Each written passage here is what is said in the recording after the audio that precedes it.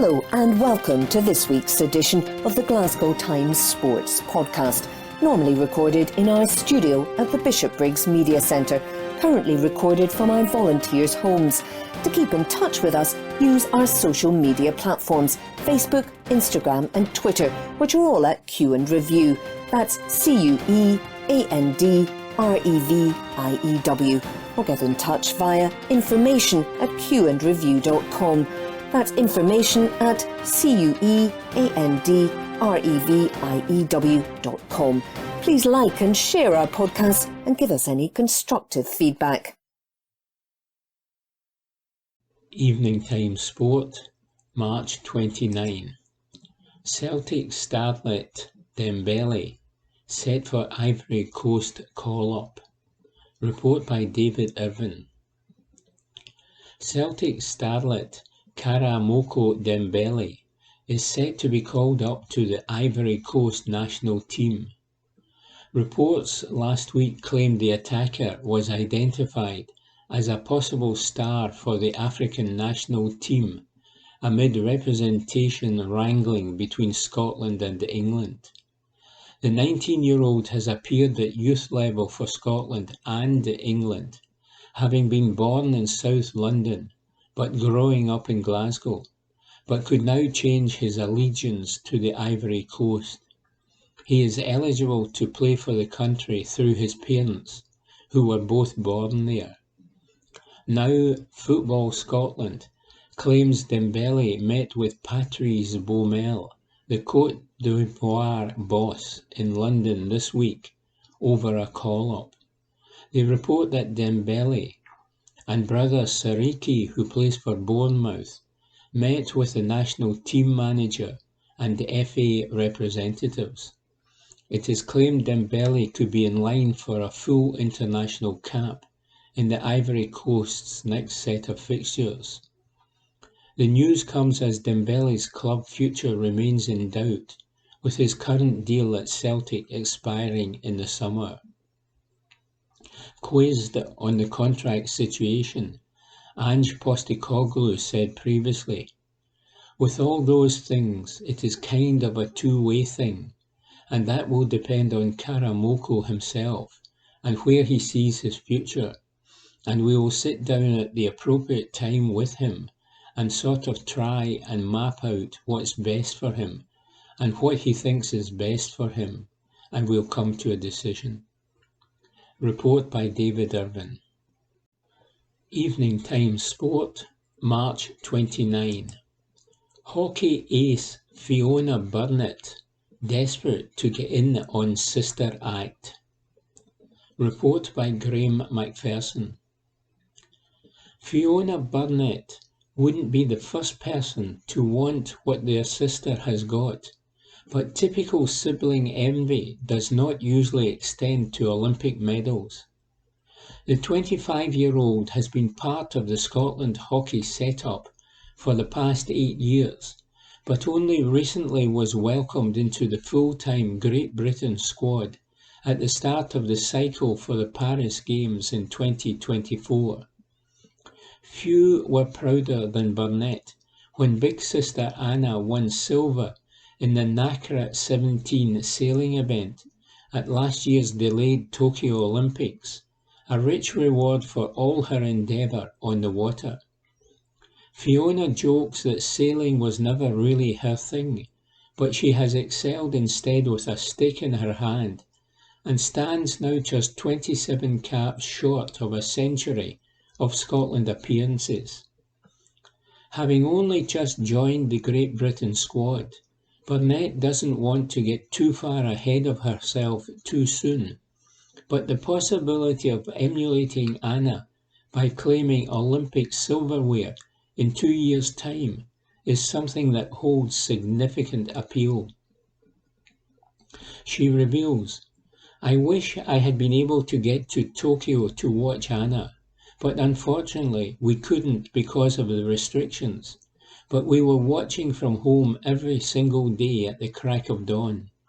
That was really incredible, and it's had quite a big impact on me.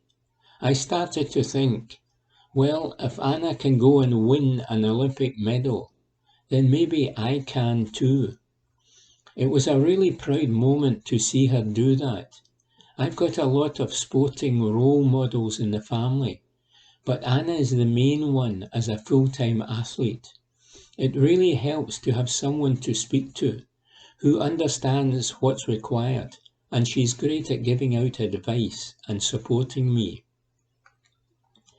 Growing up in Shandon on the Clyde coast, the Burnett sisters never had to travel far to spend time in the water, but Anna enjoyed it more than Fiona.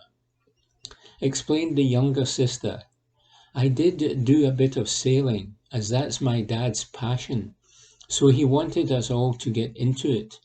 So I think he was a bit upset that I didn't take to it as much as we would have liked.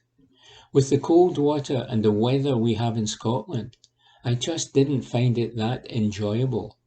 I quit that one quite early on, but he had Anna at least. Fiona hasn't done too badly herself on the hockey front, as she assimilates herself with life as part of the Great Britain camp. She reveals, when I got my first Scotland call-up 8 years ago, playing for Great Britain was probably in the back of my mind at the time, but in recent years, not really so much. I have been very happy playing for Scotland, and also having my job and other things to focus on. I didn't really think it was on the cards for me. I've been enjoying my hockey a lot over the last few years, and I think I've been playing better as a result. But this opportunity still came out of the blue. We're on the Paris cycle now, so it's going to be a massive couple of years for the squad.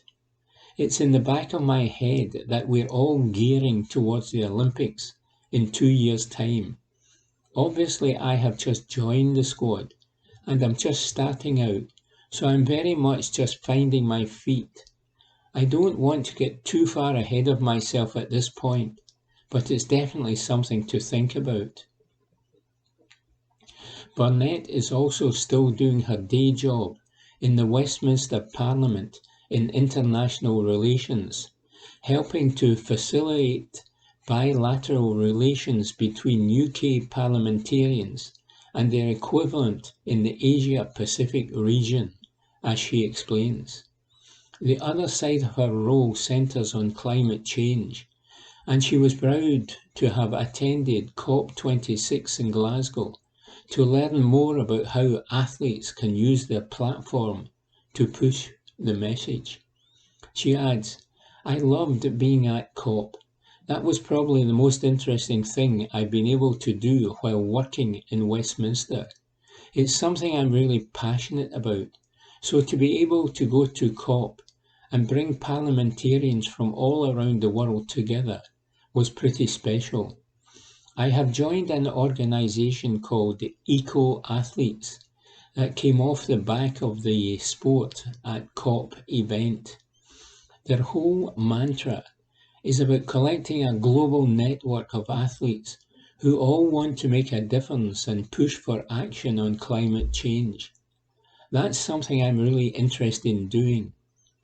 Being involved in the Great Britain setup now gives me a bit more of a platform to push for change, and I think a lot of athletes are interested in getting involved in that. And I think it's important to speak out about the things that you feel passionately about. Report by Graham McPherson.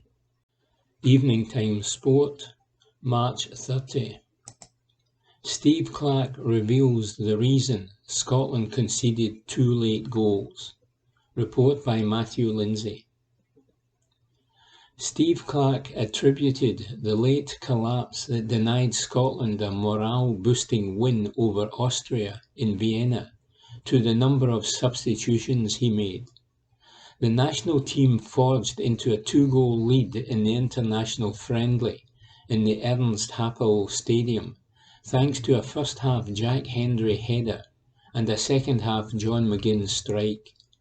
However, the visitors were held to a draw when they allowed 2 goals in the last 15 minutes. Clarke, whose team extended their unbeaten run to 8 games, admitted he was keen not to ask too much of certain individuals in his squad and to give others time on the park. He told the BBC, "I think Austria would have been unlucky to lose that game tonight. Sometimes you have got to be honest. They had us under a lot of pressure. They created a lot of chances, and Craig Gordon made some really good saves. But we were in a good position, 2-0 up, and defended well.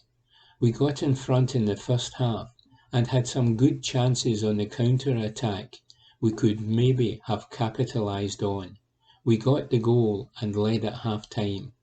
We got the second goal, but immediately after that I made 3 changes. It took us a wee bit of time to find our feet after that. The reason for that is it's a friendly game, and you're looking to protect some players and bring some players to the pitch. It was just a consequence of that we probably conceded the 2 later goals. The Qatar 2022 draw will be held on Friday, but Clark stressed his focus is on the Path A playoff semi-final against Ukraine. He said, "We have still got 2 big steps to make to get to Qatar. There will be an outside interest because we have a possibility to be involved in the World Cup finals in November, and hopefully we are. But we will consider it a little bit more clearly as and when we get there." Report by Matthew Lindsay. Evening Times Sport, March 30. Lewis Ferguson beaming with pride after making full Scotland debut. Report by Darren Johnston. Lewis Ferguson admits he was beaming with pride after making his full Scotland debut in the entertaining 2-2 draw with Austria. The Aberdeen midfielder played for 77 minutes in Vienna after previously making 2 cameo appearances from the bench in last September's World Cup qualifying clashes with Denmark and the Austrians.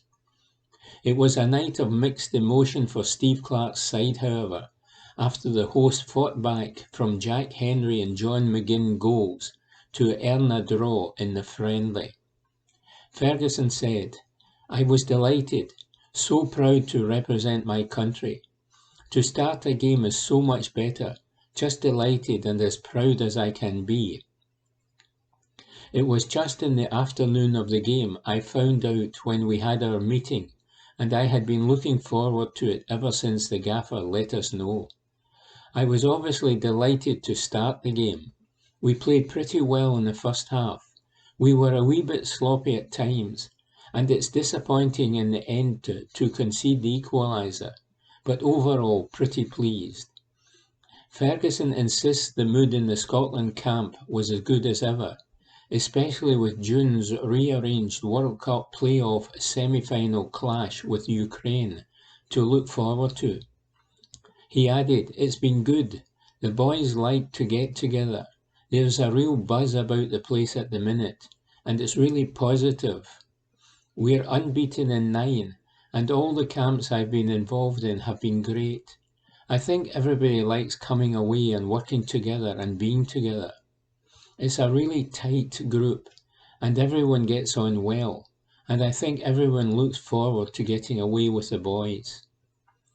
A sizable Tartan Army support made their voices heard at the Ernst Happel Stadium, and Ferguson appreciated the baggy.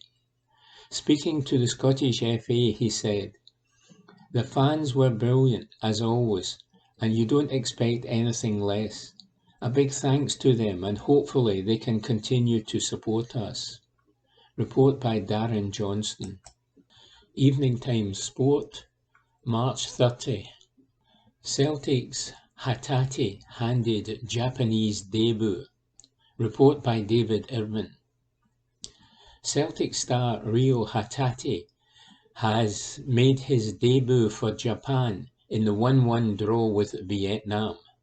The midfielder started the match in the middle of the park for the Samurai Blue.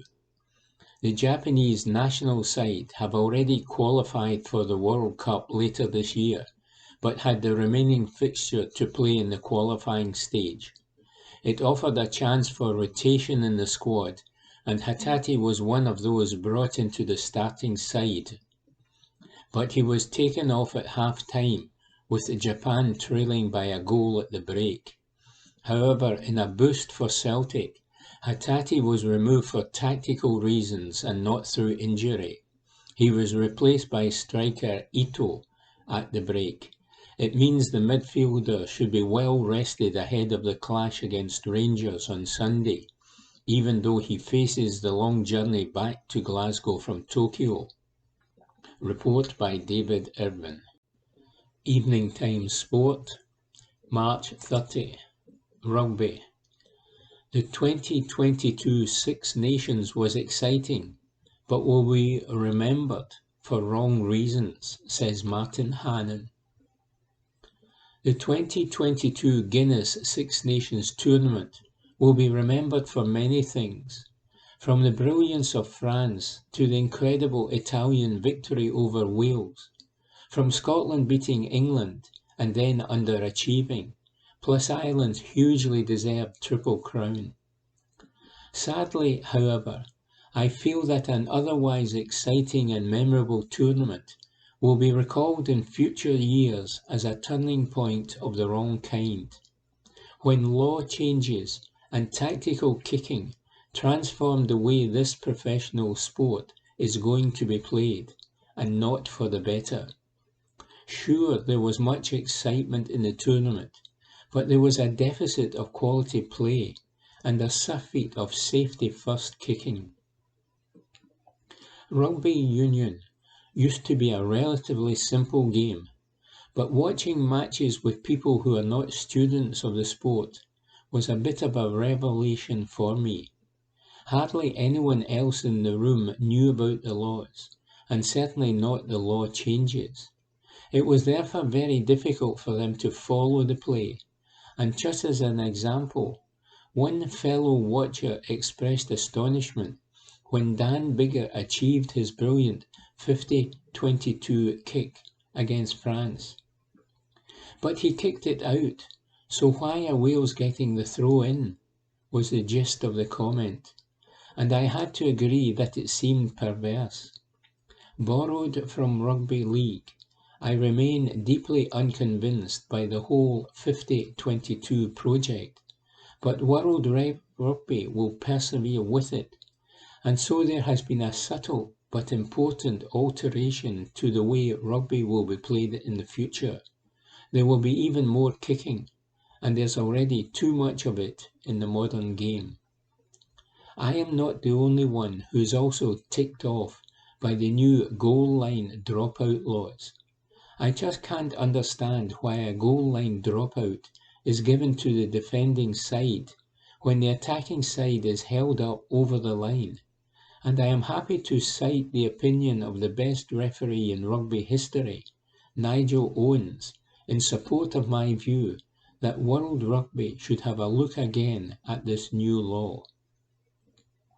Owens said in an interview with rugbypass.com, "You are actually rewarding defence rather than attack.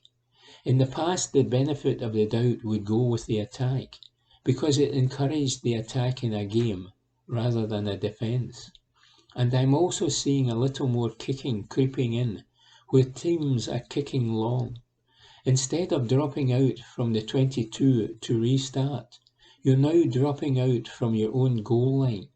The other team catches the ball on halfway, and they kick it back, and we don't see any quick dropouts taken anymore. That was a skill in itself, an exciting part of the game, and you don't see dropout 22s now, where teams are competing for the ball. In the past, when you dropped out a 22, your team's forwards would compete for the ball, and you could win it back. You don't have that with the goal line dropout anymore. It's just a kick long now, and the opposition team kicks it back. In the beginning, I thought it was a good idea, that this could open up the game, but I'm just not seeing it. It has not helped the game, and it's de-powering the scrum as well, with fewer 5-metre scrums. I don't think that law is working.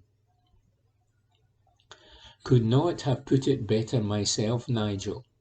At least when he was refereeing, Nigel didn't make up things on the spot.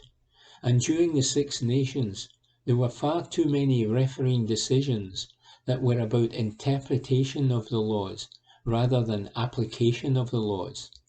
Numerous referees during the tournament were making judgment calls on scrums, for instance, that were very dubious.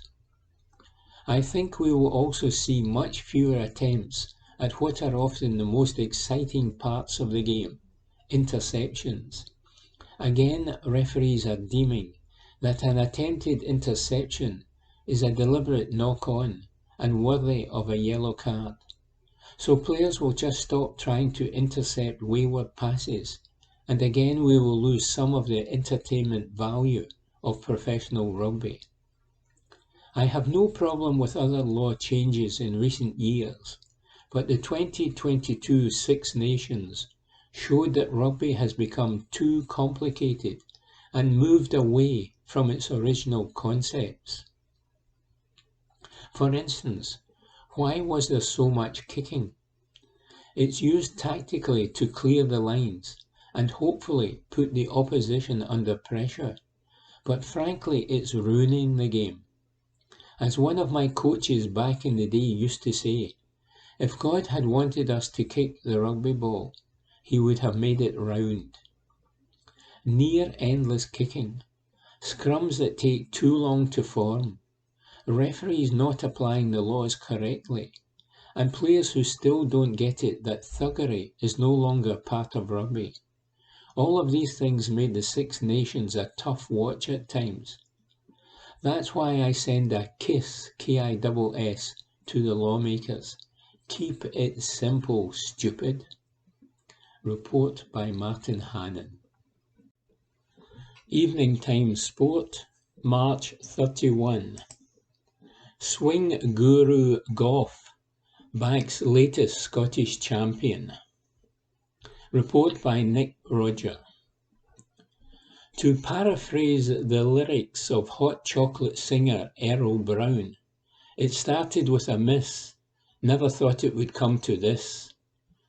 Now what is this scribe havering on about this time? I hear you chorus. Well, let Jamie Goff, the man who has helped Ewan Ferguson become Scotland's latest tour champion, explain. Reflected Goff. Ewan approached me in Qatar a year ago after he'd missed the cut there and asked if we could start doing some work together. 12 months on, he's a winner in the same place. Ferguson notched a thrilling maiden win on the DP World Tour at last weekend's Qatar Masters with a rousing late charge, which should have been accompanied by a mounted cavalry and a bugle call. An eagle and a birdie over his last 3 holes propelled the Bearsden youngster to the summit as he became the 4th Scottish 20-something to win on the circuit in the past 18 months.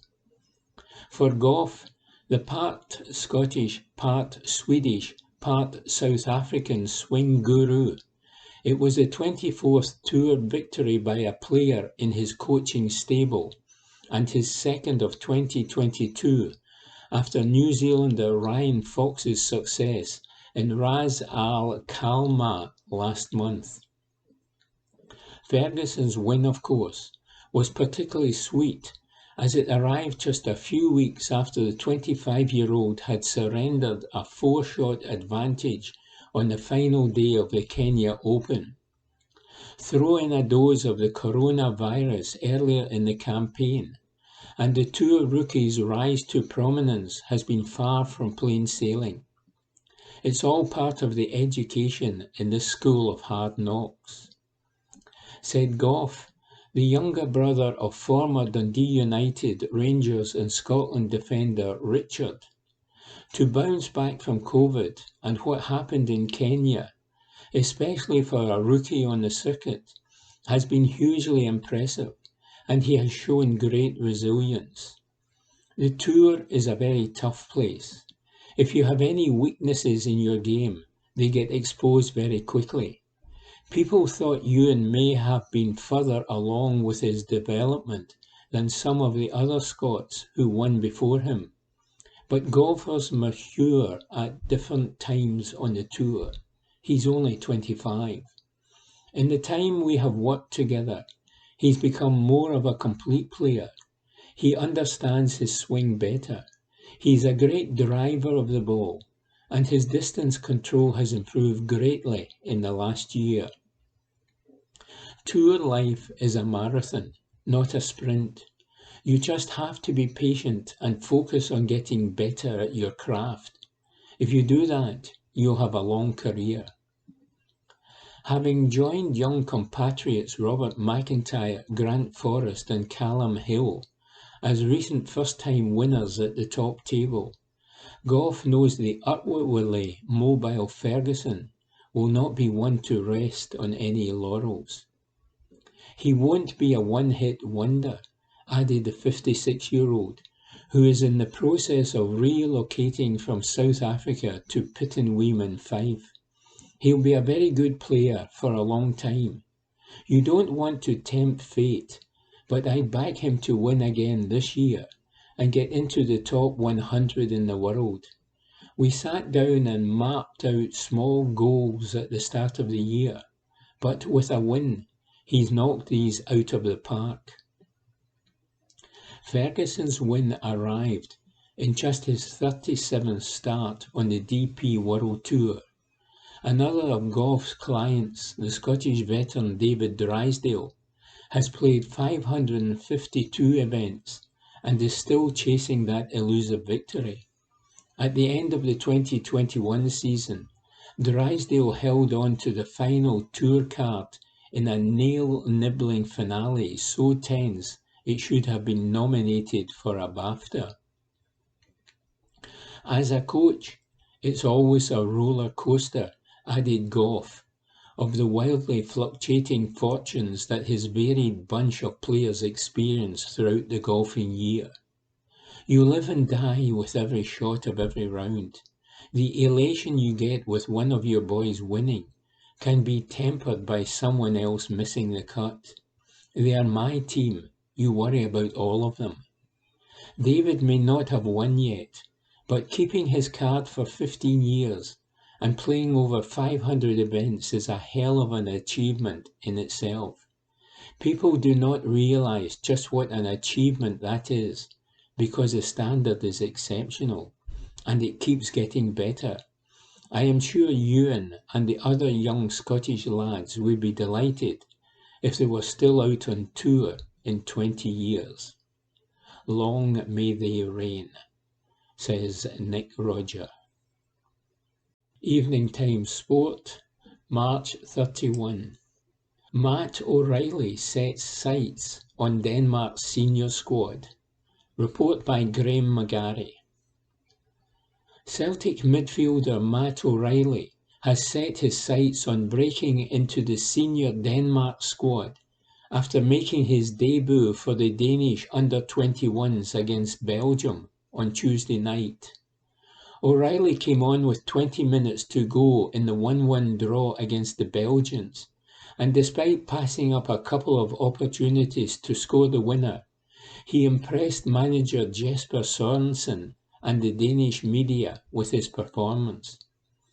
It was a night the Celtic man says he will never forget, as he immediately set his sights on making more memories by earning a place in the full international squad. O'Reilly said, "My debut was nice. I might have been a little nervous before the match, but when I came in, it was just a normal football match. I also had some good chances where I could have scored a goal with a little luck. I think Belgium was a bit lucky because we actually played really well. We also had some great chances in the last 20 minutes, so it is a little annoying that we did not win, but it was still a good performance. It was my first match, so I will definitely have to take the jersey home and hang it in my room. It's something I remember all my life. I am only 21 years old, so maybe there will be another A national team match, which I can also look back on. O'Reilly has been trying to converse with his teammates in their native tongue in order to fit into the squad quickly, and conducted his post-match media duties in Danish to underline his commitment to the country of his mother's birth. He said, "It was cool to hear the national anthem. There were probably not that many at the stadium, but it was still good. Maybe one day I can do it in a bigger stadium. It would be totally wild." I also sang along to the national anthem. There are probably some things that I do not know perfectly, so it's also something I have to learn. At least I'm trying. I do not want to be the one on the national team who does not bother to speak Danish, so I do my best. When I come home to Scotland, I also speak Danish with my mother. My grandmother is also coming soon, so I will also speak Danish with her. So in a year or two my Danish can be almost perfect. That would be good. O'Reilly, who could have played for England or Norway at international level, is delighted to see how proud his decision to represent Denmark has made his family. He said, "It's been great for them. I am Danish, but my family is pure Danish, so for them it is absolutely crazy that I am on the national team." Report by Graham McGarry. Evening Time Sport, March 31. Postecoglou had Callum McGregor convinced he could achieve special things at Celtic from day one. Report by Graham McGarry. Bristol, mid-July.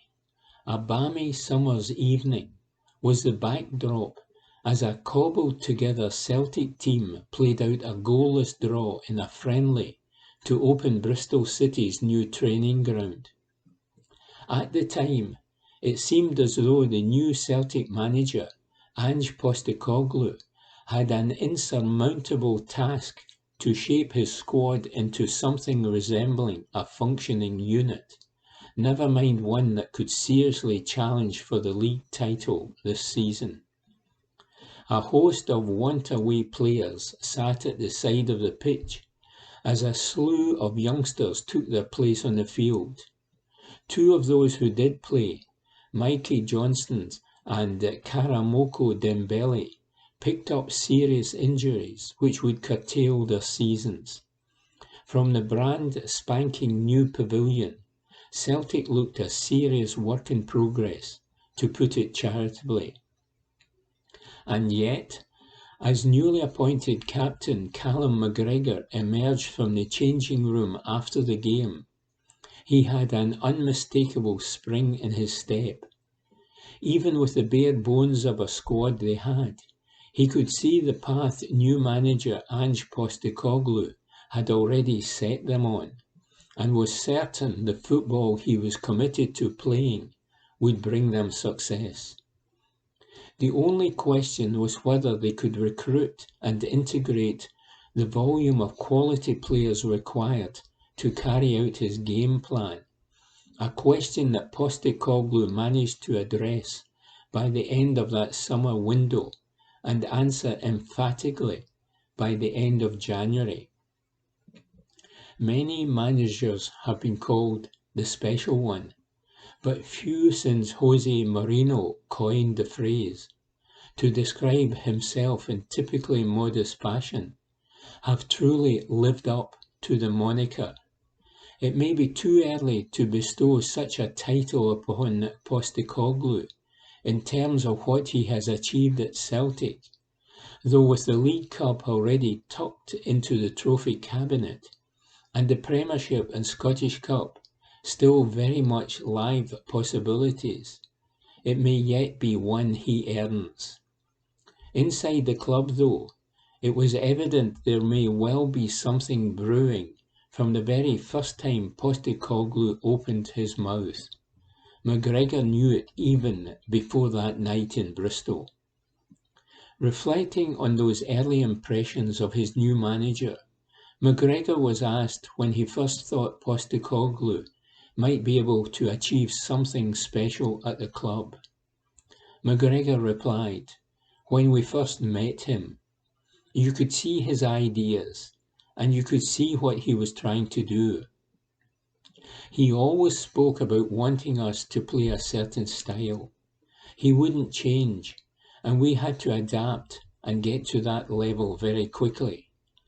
You could see it in him straight away that he was desperate to do well, and he had the credentials to do well.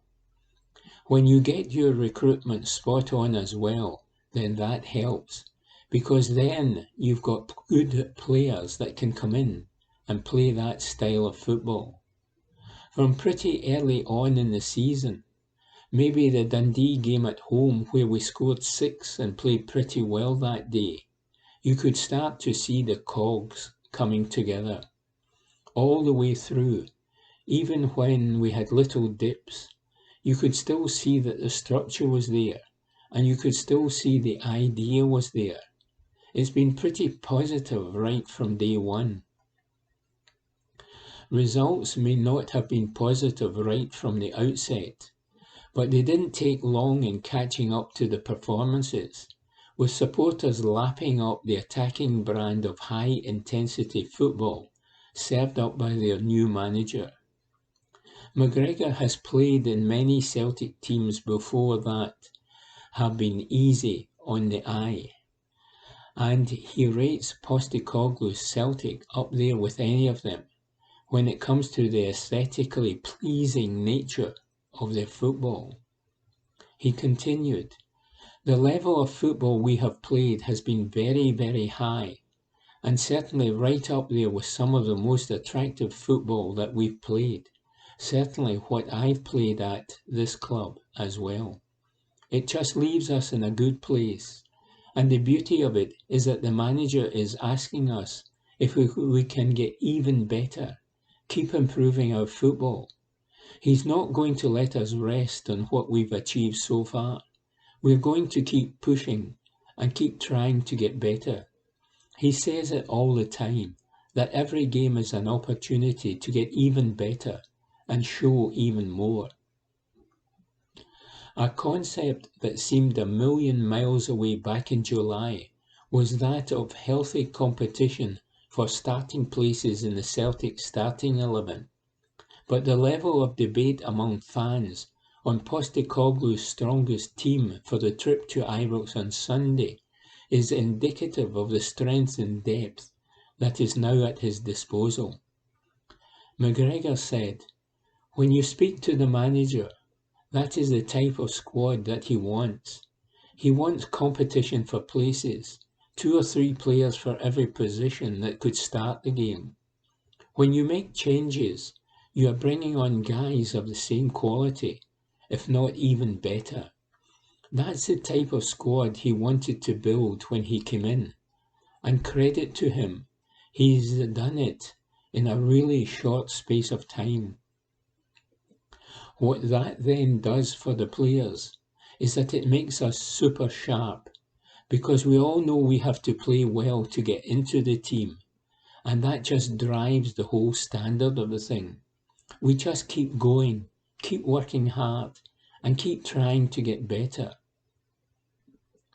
If they can do that, then perhaps a truly special season is in the offing after all," says Graham McGarry. Evening Times Sport, March 31. Qatar World Cup pots confirmed by FIFA. Report by Ewan Payton. The World Cup may be several months away, and with the season run-in now upon us after the first international break of the year, Qatar 2022 is probably quite far from everyone's minds. However, the draw for the first Winter World Cup will take place tomorrow, Friday, April 1, While Scotland have yet to confirm their place at the major finals, Steve Clarke and company of course have a vested interest. With outstanding playoff games against Ukraine and Wales still to be played, qualification for the tournament is very much on the cards. Work has still to be done though. But with the pots confirmed today by FIFA, in line with the latest world rankings, Scotland at least now know who potentially lies in waiting. Scotland will be placed in pot 4, along with Ukraine and Wales, whoever qualifies from the tie. There are a few other undecided spots, with the likes of New Zealand, Australia and the UAE still battling it out to make up the final 32 teams. But here are the confirmed pots from FIFA ahead of the big day in Doha. Pot 1.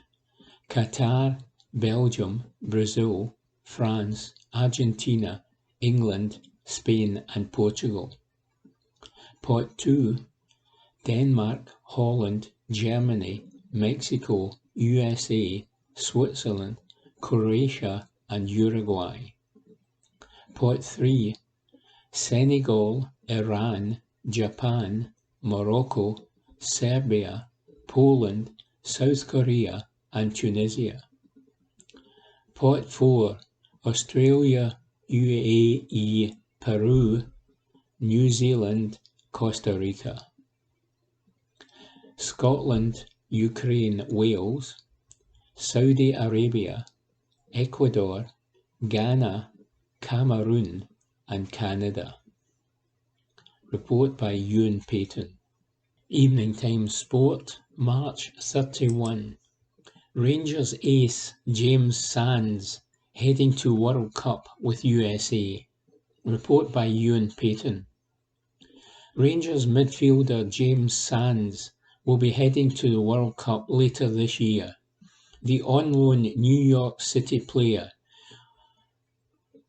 was part of the USA team to secure the qualification for Qatar 22 last night.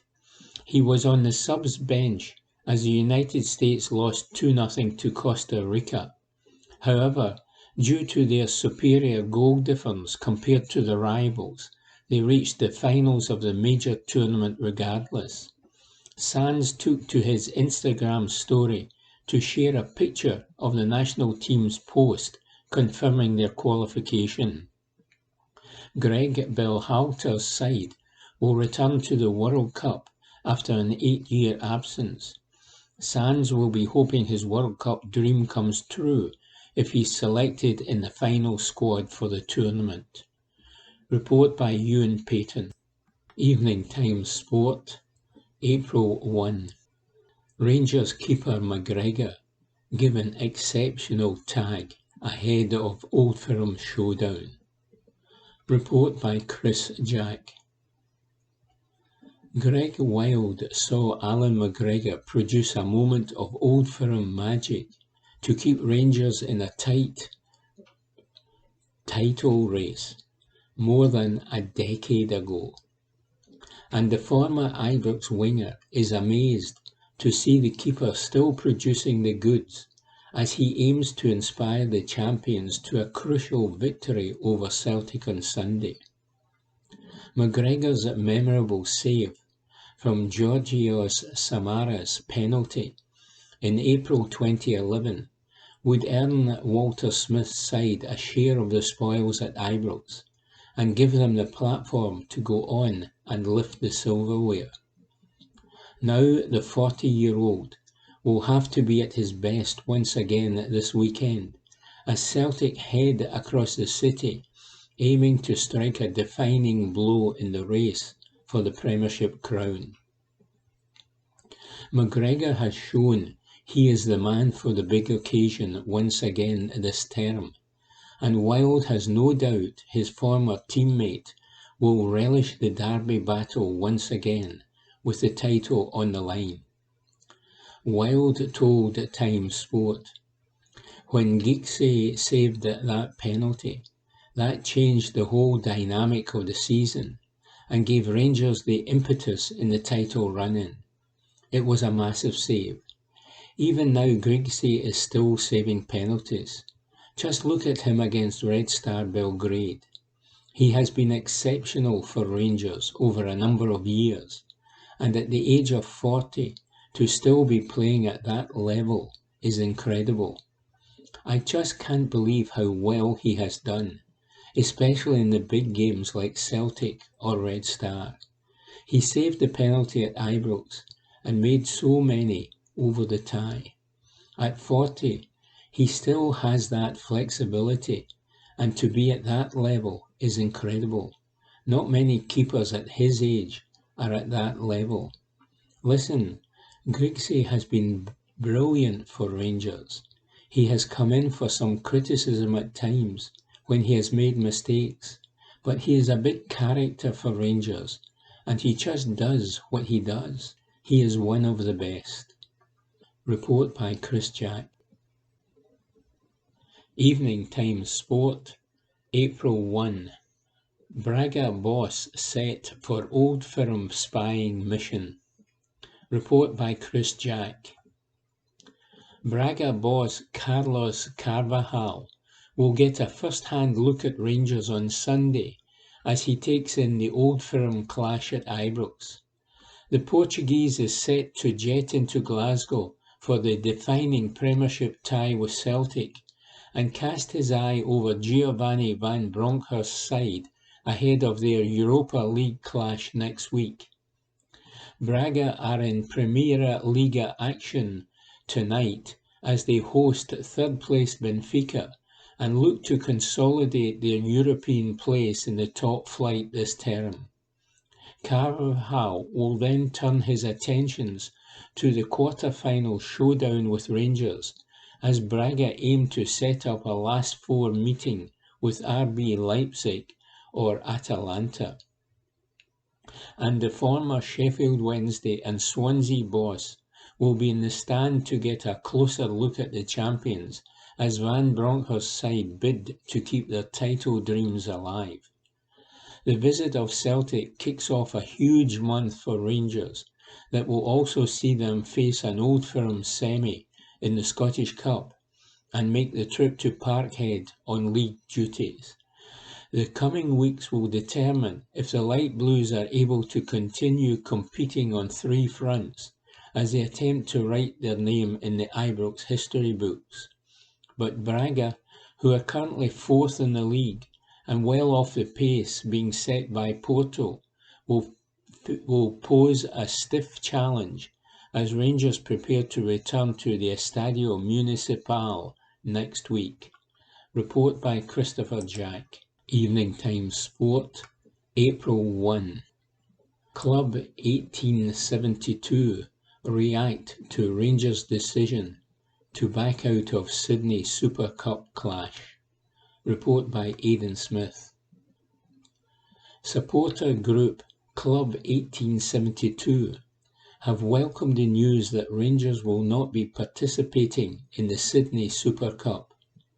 The Ibrox outfit confirmed that they had backed out of the competition that was set to take place during the World Cup in Qatar in November. Rangers and Celtic were set to play against each other in the tournament, and the decision was met with protests from both sets of fans.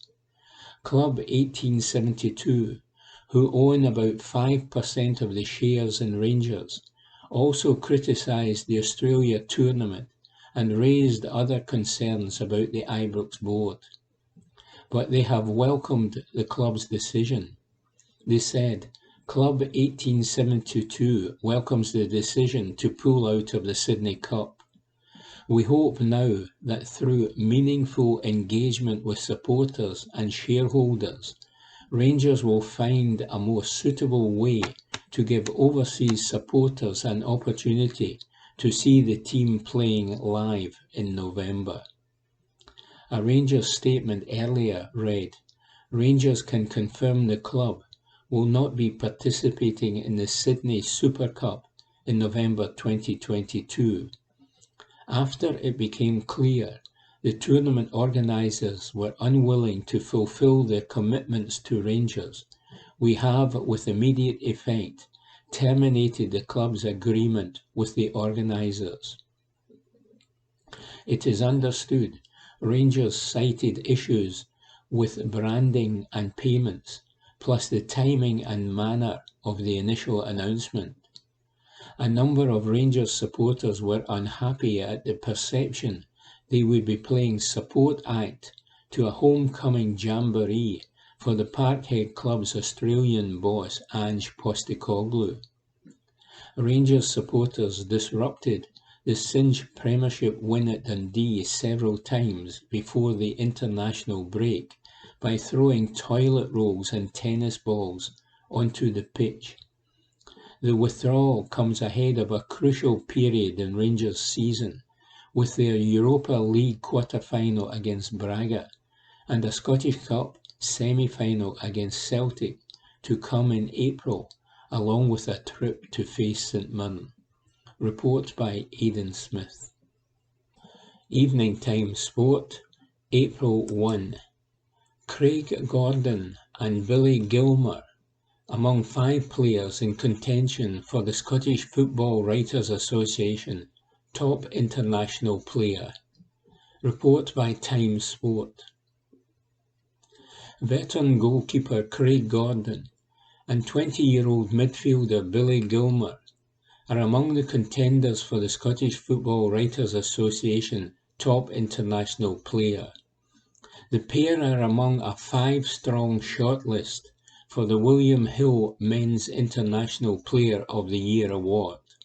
Kieran Tierney, Lyndon Dykes and John McGinn are also among the nominations in a competitive field, with Scotland going 8 games unbeaten.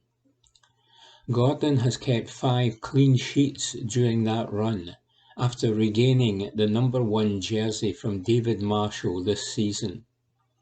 The 39-year-old Hearts goalkeeper made a string of impressive saves during Scotland's 2-2 draw with Austria on Tuesday, when he won his 65th cap. Gilmour has been a consistently high performer since winning the Man of the Match award on his first Scotland start in last summer's European Championship clash with England. The Chelsea player has played in all 8 games of Scotland's unbeaten run, despite not always being a regular starter for loan club Norwich. Queen's Park Rangers striker Dykes became the first Scotland player to score in 4 consecutive internationals since 1969. Aston Villa midfielder McGinn, who scored against Israel and Austria this season and captained his country against Poland last week, is in line to win the award for a 3rd year running. Arsenal defender Tierney netted his first Scotland goal against Austria this week.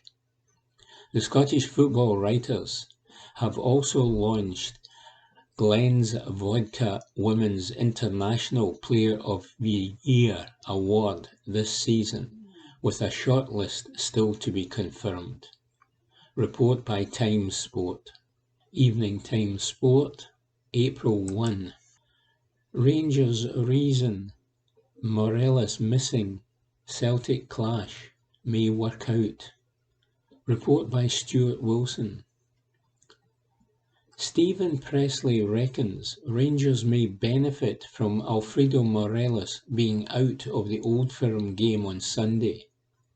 The Colombian was pictured heading to London on crutches from Glasgow Airport yesterday, with some reports suggesting he could also miss the Europa League games against Braga.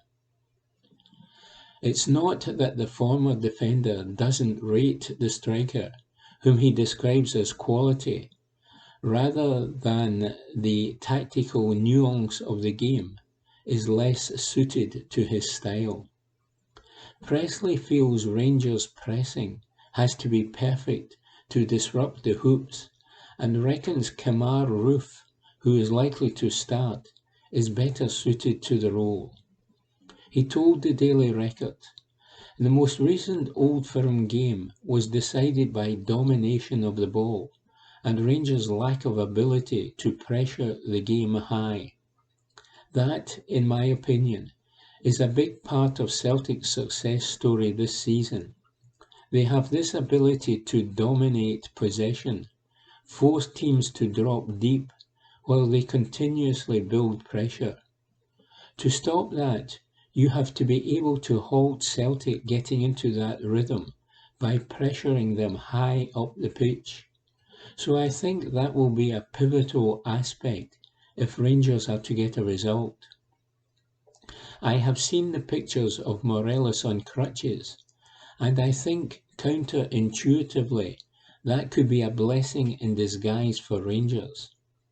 I am not talking about from an attacking sense, as obviously every team would miss a player of his quality, but from the perspective of Rangers being able to put more pressure on Celtic. For this particular game, it might suit them to go with Kemar Roofe. One of Morelos' failings is his ability to really pressure the ball when out of possession. He's not a pressing player. Roofe, on the other hand, definitely is, and that's why I think this could be a game which really suits him if Rangers decided to go after Celtic. With Morelos in your team, I think that's difficult to do. Report by Stuart Wilson. Evening Times Sport, April 1. Sydney Super Cup organisers hit back at Rangers. Report by Matthew Lindsay. Organisers of the Sydney Super Cup have denied that they were unwilling to fulfil their commitments to Rangers and accused the Ibrox club of letting down football fans in Australia and Asia by withdrawing from the event. The Scottish champions bowed to intense pressure from their supporters when they announced they were pulling out of the friendly tournament in November.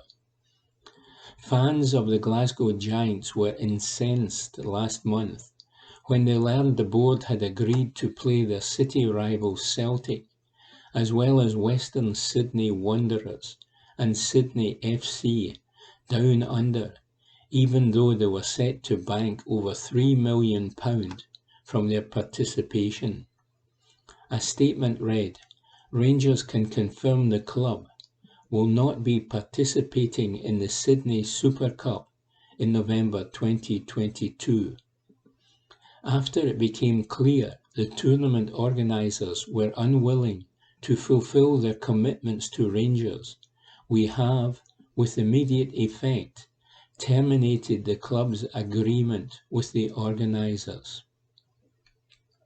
But co-promoters TEG Sport and Left Field have hit back at Rangers and disputed their claim that they had been unwilling to fulfil their commitments, and they revealed amid reports they could take legal action against Rangers and hit the Glasgow Giants with a 7-figure bill.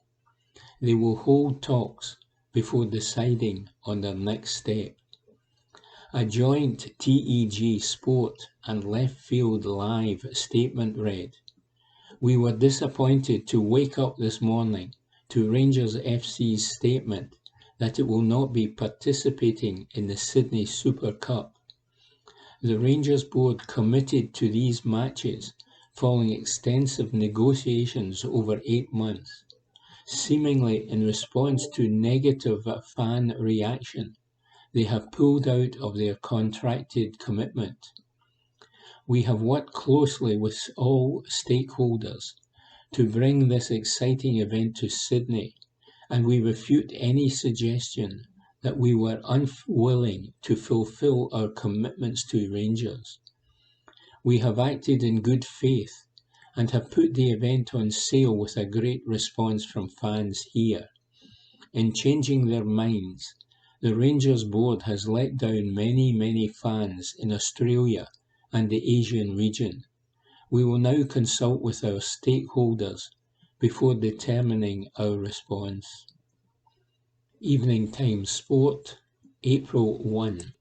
World Cup draw offers possibilities and perspective. Report by Chris Jack. It could only be us. The name will be in the draw, but the place in the competition has not yet been secured for Scotland. If there is a hard way of doing things, if there is an unusual route to reach the destination, it was almost written in the stars that it would be Scotland who would be in that situation. It is, of course, one that is not of our own making. There should be no quibbles or contention, and if Steve Clarke's side ultimately miss out on Qatar 2022 to Ukraine, then there would be no more fitting recipient of the final World Cup berth. Time will tell whether that matter will be settled on the pitch or on a conference call. Once politicians and power brokers have had their say and made their moves, those that govern football will be left in the almost impossible position of deciding the fate of Ukraine in a sporting sense. Those conversations are for another day. This evening, the name of Ukraine will be in the draw for Qatar, and the potential route back to normality, whenever that arrives, in terms of their international aspirations, will become slightly clearer. 3 places in the finals are still up for grabs, and the ties between Costa Rica and New Zealand and the UAE or Australia and Peru will take place in June. That is when Clarke's side are set to face Ukraine and then take on Wales for the last European spot available. It is unusual for all the finalists not to be known before a ball is drawn, but the impact of the COVID pandemic is still taking a toll on the international game. The 2 intercontinental finals will be played in Qatar, having been moved from their initial dates and venues in March. If Scotland are indeed able to face and overcome Ukraine at the same time, the meeting with Wales that lies in wait will be a blockbuster event. History could be made by a squad who have already ended a 2-decade-long wait to see the saltire fly amongst the finest names in the game. Should Scotland eventually book their ticket to Qatar, they will do so as one of the lowest seeded teams, and a Clarke's side will be in pot 4 when the draw is made this evening. Scotland may not have been accustomed to being in draws for quite some time, but the format of the competition will be familiar. 8 groups of 4 teams will be decided, but the match schedule will not automatically be configured. This, according to FIFA, will allow scope to provide a more beneficial kick-off time for audiences at home, and supporters will have to wait to discover what dates should be taken off as holiday time is saved for the tournament in November and December. The tournament hosts will take position A1 and be joined by the likes of England, Brazil, Spain and Argentina. There will be no place in pot 1 for Germany or the Netherlands, and the potential route out of the groups could be fraught for Scotland if they were to draw one of the heavy hitters from that section. Some of the biggest names won't be there. Italy will have to watch another finals from afar, following their defeat by North Macedonia, while Erling Haaland and Mo Salah will also miss out after Norway and Egypt failed to qualify. The same fate could yet befall Scotland. If it does, then the Tartan Army will once again have to settle for a seat on the couch rather than one on the plane to a major finals. Having come so far, it would be painful to fall at this stage. If matches with Ukraine and Wales had been outlined at the start of the qualification process, Clark would surely have fancied his chances of following up a place at the European Championships with a dream trip to the World Cup. Some things are tough though, more important than the game. June will give Scotland a chance to progress, but it will also provide perspective, and their football fate pales into insignificance in the bigger picture. The future cannot be predicted. Once the draw is made, Scotland will at least have a little more clarity on what lies ahead, says Chris Jack. Evening Times Sport, April 4. Callum McGregor, on moment he dragged Celtic out of early Rangers storm. Report by Graham McGarry. Amid the din and the chaos of Ibrox, with Rangers rampant and already a goal to the good within the opening few minutes, Celtic desperately needed someone to step up and settle their nerves, someone who could reach inside themselves and pull them out of the hole they seemed to be fast disappearing into. In that moment, when they needed their captain, Callum McGregor stood up to the plate and then some. McGregor gathered the ball inside the Rangers' half, got his head down and drove directly at their defence, wriggling through 3 challenges and doggedly forcing the ball into the area. A couple of shots later, and a spill from home goalkeeper Alan McGregor, and the ball was in the Rangers' net. Suddenly, Ibrox was silenced, save for the 700 or so delirious Celtic supporters shoehorned into the far corner of the stadium, and from that point on, the visitors never looked back. With that run, McGregor had not only dragged his team up the pitch, back into this match, and helped them to seize the momentum in the game, he had almost dragged them over the finishing line in the title race. The performance from McGregor may well be the moment he truly arrived as a Celtic captain, showing beyond all doubt, in the toughest venue, in the most arduous of circumstances, that he is fit to wear the armband. McGregor said, "It was a huge effort to go a goal down so early in the game, but then recover.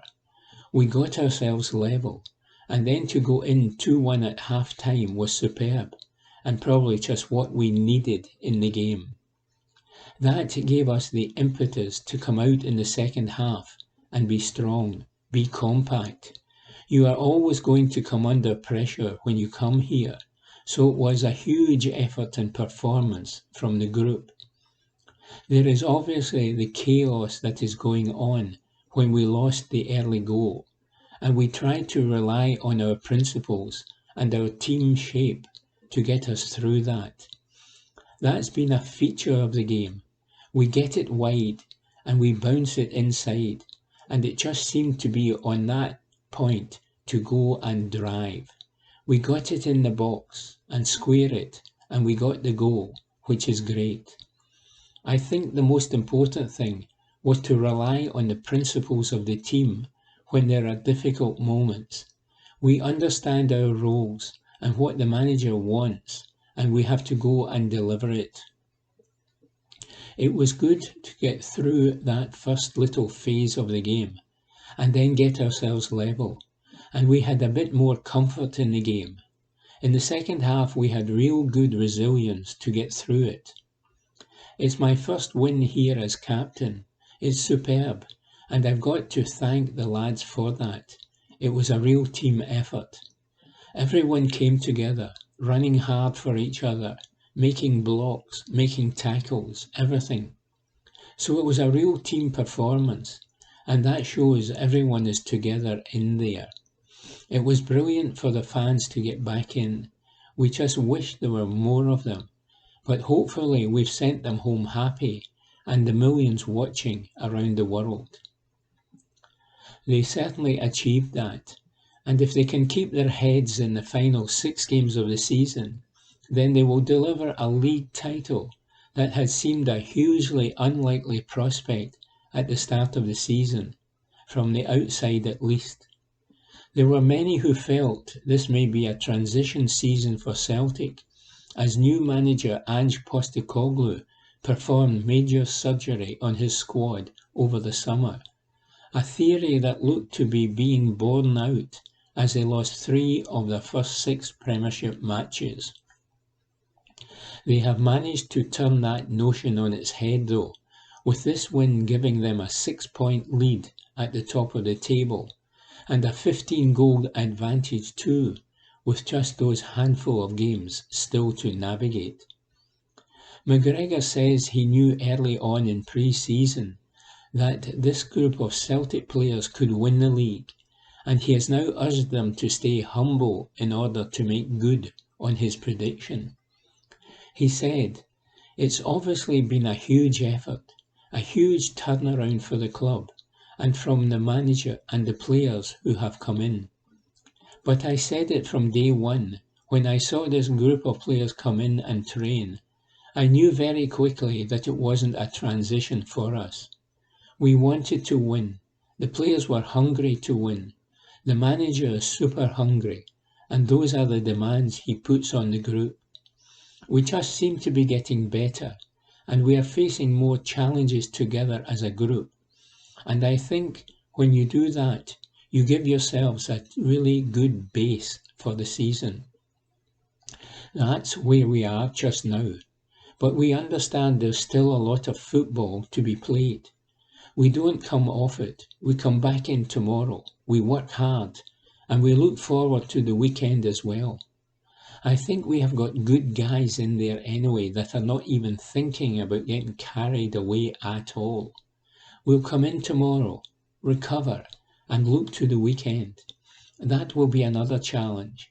The manager will put the same demands on us as he did today. I think that's the beauty with this group of players. They are just so hungry to win and do well. And when you have that every day, it stands you in good stead." Report by Graham McGarry. Evening Times Sport, April 4. Postecoglou provides Celtic injury update. Report by Aidan Smith. Ange Postecoglou has provided an injury update on both Matt O'Reilly and Greg Taylor following yesterday's victory over Rangers. Taylor was on from the start, but limped off after 71 minutes and was replaced by Anthony Ralston. O'Reilly came on for Tom Rogic just after the hour mark, but was then replaced on 76 minutes after picking up a knock in a strong 50-50 challenge. Updating on the pair, Postecoglou told Celtic TV, "They shouldn't be too bad. Greg was just cramp. Matty got a bit of a decent knock. He probably could have soldiered on, but the game being as it is, and we've got a bench now that can make a difference, we thought we would take him off and just protect him." Postecoglou also hailed his players' character after their 2-1 comeback win over Rangers took them 6 points clear at the top of the Cinch Premiership. He beamed, "I am really proud of the players. It was a proper derby. Both teams were at it, and they obviously got off to a great start and the crowd was up for it. To come back from that and show the resilience we did, we played ourselves back into the game and got ahead. Then the character in the second half to defend as we did. Like I said, I'm really proud. This group of players just really believes in what we're trying to create here. I thought when we needed to, we found the football to get us back into the game." Report by Aidan Smith. Evening Times Sport, April 4. Chris Sutton warns Celtic that title is not yet won. Report by Aidan Smith. Chris Sutton has warned Celtic that the title race is not over, despite the Hoops moving 6 points clear of Rangers. Ange Postecoglou's side delivered a 2-1 victory at Ibrox as Tom Rogic and Cameron Carter-Vickers cancelled out an early Aaron Ramsey strike.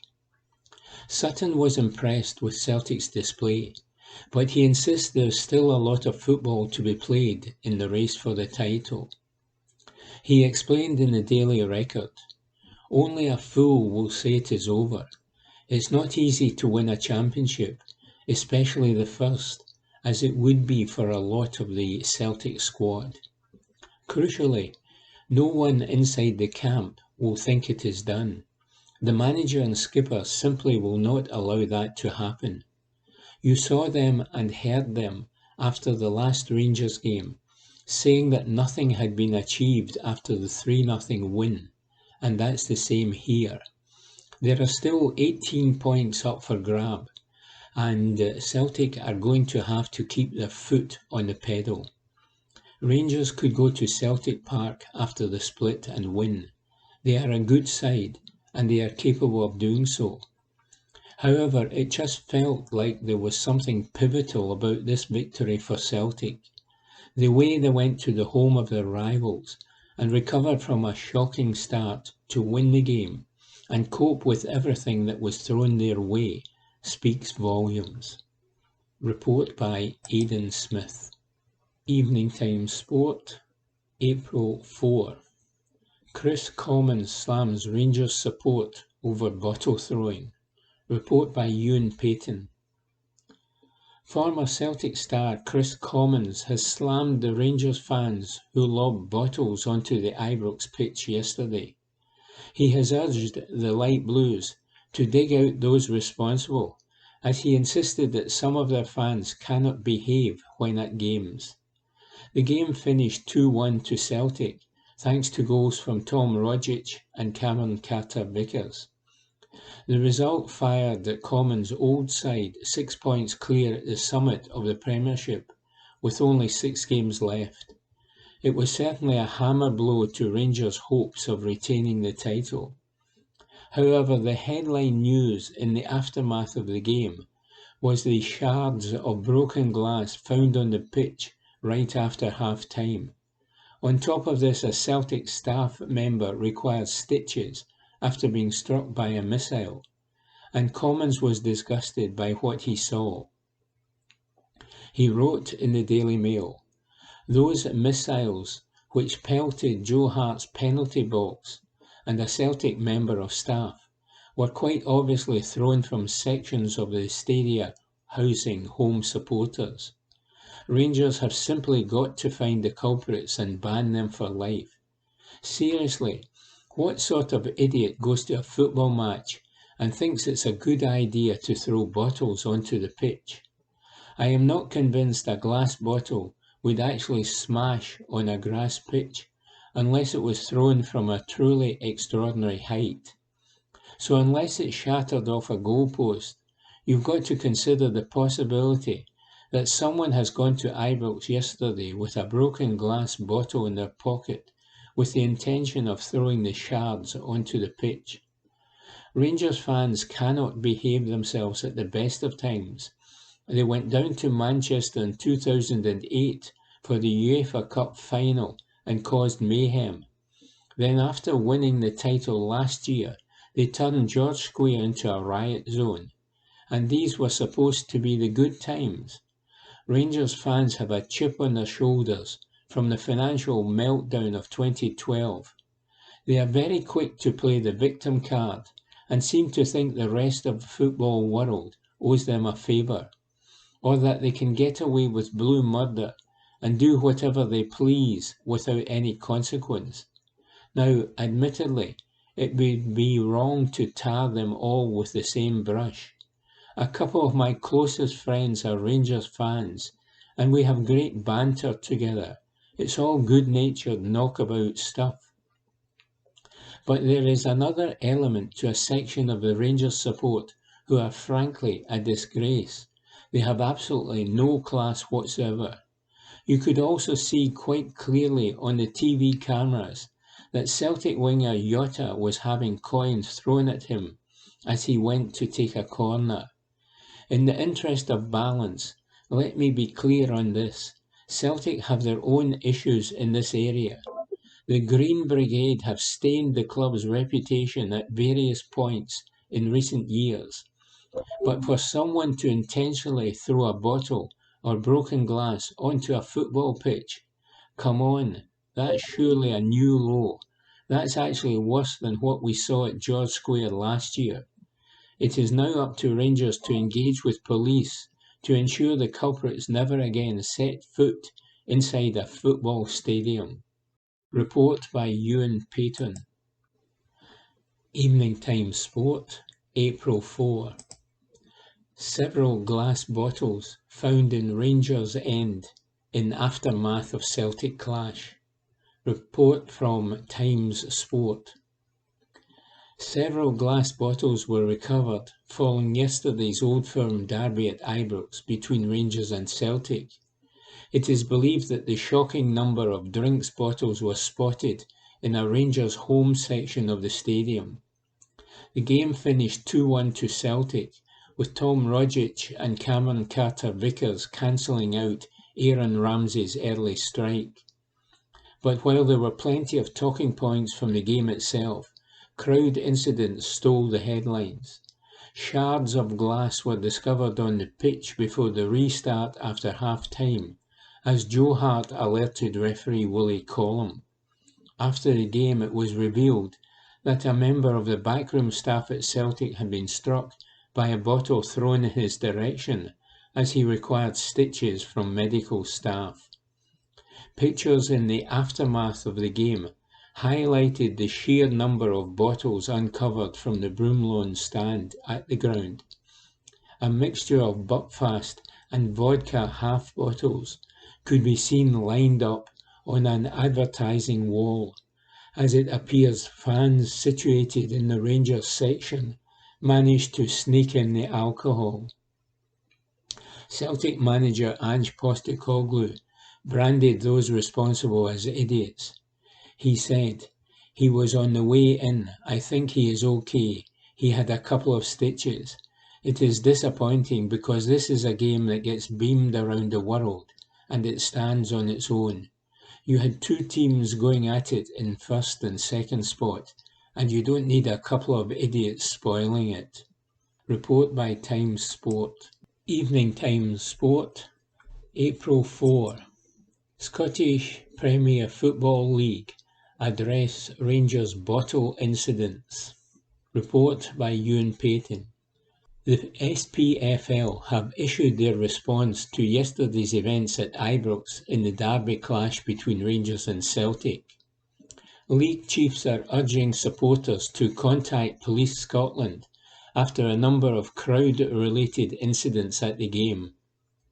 Broken glass was thrown from the Copeland Road end of the stadium onto the pitch before the restart of the game at half-time, as Celtic keeper Joe Hart alerted referee Willie Collum and his officials to the situation.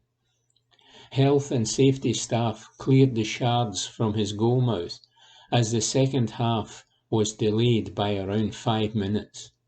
It was also found after the game that a Celtic member of staff required stitches following a head wound from a bottle being thrown. Police are investigating both incidents, and it has been confirmed as both Ange Postecoglou and Giovanni Van Bronckhorst condemned the unsavoury scenes at Ibrox. Now the SPFL say fans who witnessed either incident should get in contact with police in order to help with finding those responsible. An SPFL spokesman said, "We await the match delegates' report, and we would urge any fans with information about these incidents to contact the police."